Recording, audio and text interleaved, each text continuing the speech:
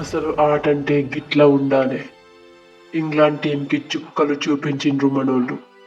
అందరు ప్లేయర్లు ఆడిండ్రు అనుకుంటున్నారేమో కానీ దీని వెనుక అసలు కథ వేరే ఉంది.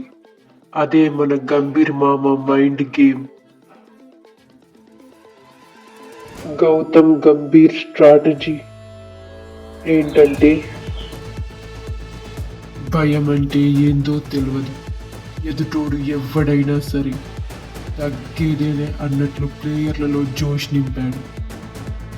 వికెట్ పడాలన్నా రన్స్ రాబట్టాలన్నా గంభీర్ ఇచ్చిన హింట్స్తో మనోళ్ళు గ్రౌండ్లో రెచ్చిపోయిండ్రు.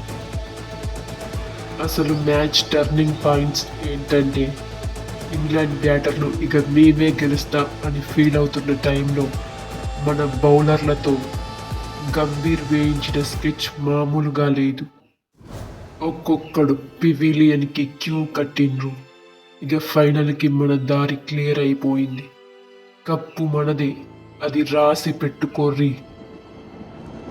గాయస్, మీకు కూడా గంభీర్ స్ట్రాటజీ నచ్చితే కామెంట్ కొట్టండి.